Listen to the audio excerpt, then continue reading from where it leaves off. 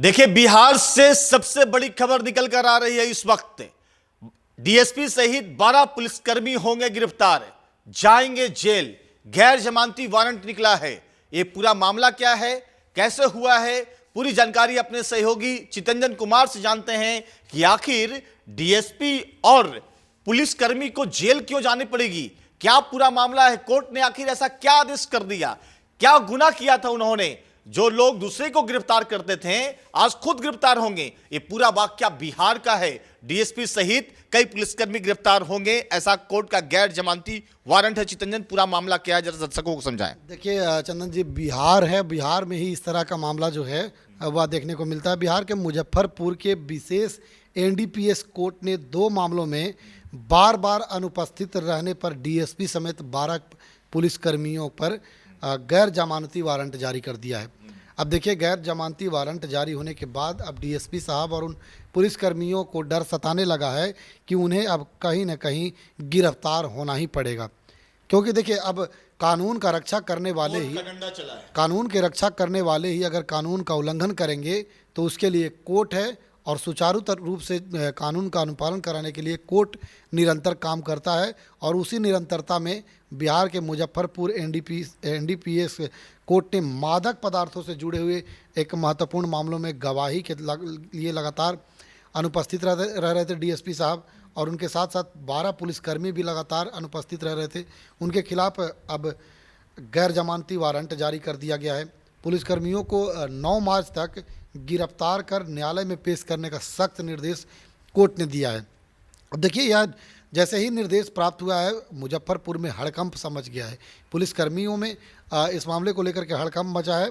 Court ने मामलों को गंभीरता में लिया है और कहा है कि विशेष एनडीपीएस कोर्ट के न्यायाधीश नरेंद्र पाल सिंह ने इस मामले को बेहद गंभीर मानते हुए तत्काल कार्रवाई की।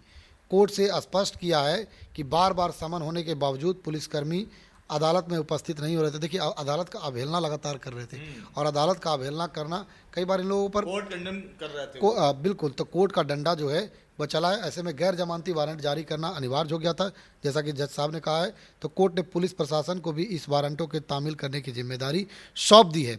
अब बता दें कि पूरा मामला क्या है और पहला मामला क्या है, क्योंकि 2 मामलों में इस तरह की जो है वह निर्देश दिया गया है, आदेश कोर्ट से दिया गया। देखिए, पहला मामला है चरस और एटीएम। पहला मामला है स्कैम और कट्टा बरामदगी में। देखिए, पुलिस आप देखते होंगे लगातार कट्टा बरामद करता है, एटीएम स्कैम के मामले में भी फ्रॉडगिरी चल रहा है उस। तो ये देखिए, मुजफ्फरपुर के कुढ़नी थाना क्षेत्र के गुरुआ चौक से 4 वर्ष पूर्व, यानी कि 4 साल पहले, पुलिस ने रोशन कुमार को लोडेड कट्टा और 1.920 मिलीग्राम स्कैम के साथ गिरफ्तार किया था। पुलिस ने चार्जशीट दाखिल कर दी थी, लेकिन साक्ष्य प्रस्तुत करने के दौरान आवश्यक गवाह अदालत में पेश नहीं हुए। देखिए, कई बार ऐसा होता है कि केस तो पुलिस कर देती है, लेकिन गवाही नहीं हो पाता है, और बिना गवाह के केस चलता नहीं है।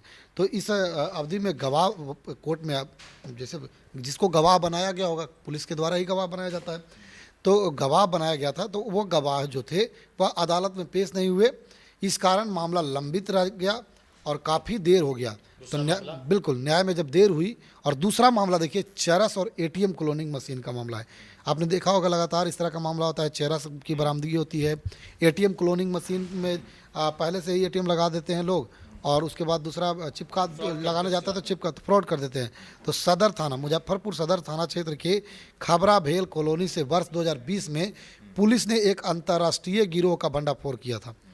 इस कार्रवाई में 1 किलो चरस, 1 किलो चरस, बिल्कुल 1 किलो चरस, एटीएम क्लोनिंग मशीन और नकदी बरामद की गई थी। गिरोह एटीएम फ्रॉड में लिप्त था, लेकिन गवाहों की अनुपस्थिति के कारण मामला मजबूत साक्ष्यों के अभाव में प्रभावित हो रहा है। इसको लेकर के पुलिस कर्मियों पर कोर्ट का वारंट चला है। अब देखिए, किन किन पर चला है यह भी हम अपने दर्शकों को बता दें कि कोर्ट ने तत्कालीन कुढ़नी थानादार अरविंद पासवान, तत्कालीन डीएसपी रक्षित विपिन नारायण शर्मा, दारोगा विवेकानंद सिंह, एएसआई प्रकाश कुमार, गृह रक्षक कुमोद कुमार, दिनेश चौधरी, रघुवीर सिंह, राजेश कुमार यादव, सिपाही छोटे लाल सिंह, संजीव कुमार, गृह रक्षक अरविंद कुमार और धनिक कुमार राणा के खिलाफ गैर जमानती वारंट जारी किया गया है। ये सभी पुलिसकर्मी दोनों फैसलों में गवाह के मुजफ्फरपुर का मामला सूचीबद्ध थे। बिल्कुल। बहुत बहुत शुक्रिया चितरंजन। देखिए, आपने पूरी जानकारी बता दी कि कैसे और क्यों कोर्ट का डंडा चला है।